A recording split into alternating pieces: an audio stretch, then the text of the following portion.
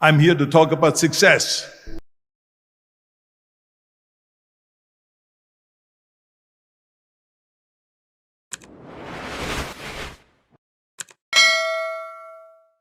The first rule of success is to have a vision.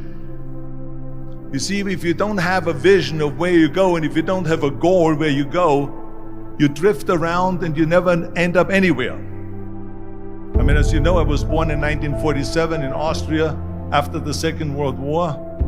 So I was very fortunate that I stumbled on my vision. And I didn't really like Austria when I grew up. I couldn't wait to get out of there. I couldn't see myself becoming a farmer or a worker in a factory or anything like that. Even though my parents wanted me to stay there and have a normal life. But that was their vision, not mine. My vision was totally different. I felt that I was born for something special, for something unique, for something big. Then one day I went to school. I remember I was 11 years old, and they showed a documentary about America. And there they showed in this documentary the huge skyscrapers, the high-rises, the huge bridges, the 6-lane freeways, and all of this stuff. And I said to myself, that's where I want to be. I don't want to be around here with these little farmhouses and these little buildings. I want to be in America. One day after school, I walked by a store in Graz. So I went inside and I looked around, and then I saw a magazine. I saw a bodybuilding magazine that had Reg Park on the cover. Reg Park was then a 3-time Mr. Universe. And I saw him on the big screen as Hercules. I read that and I said to myself, wow, this is the blueprint for my life. This is exactly what I want to do. I want to become a bodybuilding champion just like Reg Park. I want to get into movies just like Reg Park. And I want to make millions of dollars and be rich and famous just like Reg Park. Do you know how great it felt that I knew where I was going? Imagine the majority of people don't know where they're going. I knew where I was going, that I'm going to become this bodybuilding champion just like him. So it was just a question of how do you do it? I was so relieved, because when you have a goal, when you have a vision, everything becomes easy. So people always ask me, when they saw me in the gym in the pumping iron days, they say, why is it that you're working out so hard? 5 hours a day, 6 hours a day, and you have always a smile on your face. And I told people all the time, I said, because to me, I'm shooting for a goal. In front of me is the Mr. Universe title.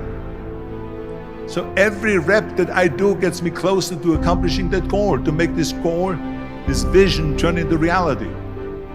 Every single set that I do, every repetition, every weight that I lift will get me a step closer to turn this goal into reality. So I couldn't wait to do another 500-pound squat. I couldn't wait to do another 500-pound bench press. I couldn't wait to do another 2,000 reps of sit-ups. I couldn't wait for the next exercise. At the age of 20, I went to London and I won the Mr. Universe contest as the youngest Mr. Universe ever. And it was because I had a goal. So let me tell you something, visualizing your goal and going after it makes it fun.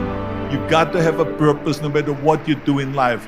You got to have a purpose. 74% hate their job in America. Now, this is not much different when you come to Europe. The majority of people don't like what they're doing, because they're really not doing it because they didn't have a goal and they followed this goal.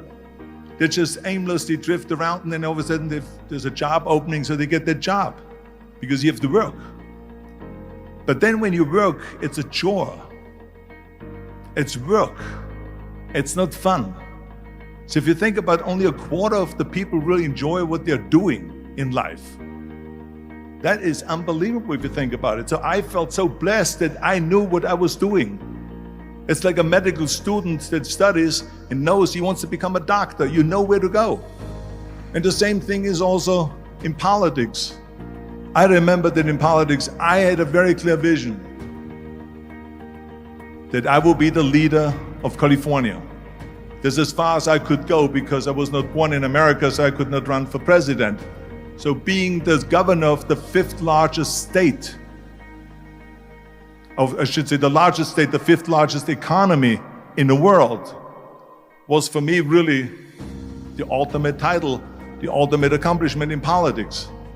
So even though people came up to me and says, why don't you go and run for something smaller, you're never gonna make it. I ran for governor, and then 2 months later I became governor of the state of California. Again, because I had a very clear vision what I'm gonna do with California. So that's rule number one, have a vision. Rule number two is, don't listen to the naysayers. Don't listen to the naysayers.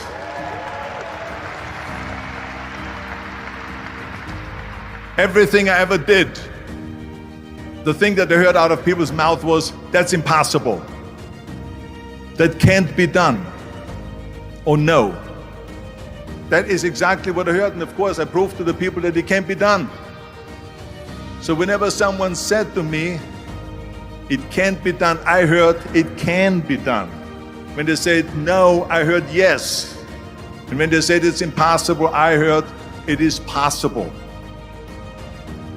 I'm a strong believer of what Nelson Mandela said, that everything is always impossible until someone does it. Well, I'm gonna be the one, I said to myself, I'm gonna do it and I'm gonna show it to them. Maybe it has never been done before. That's perfectly fine with me. But I'm gonna do it. And I did not listen to the naysayers. It's all about the hard work that you put in. I said to myself, in bodybuilding I worked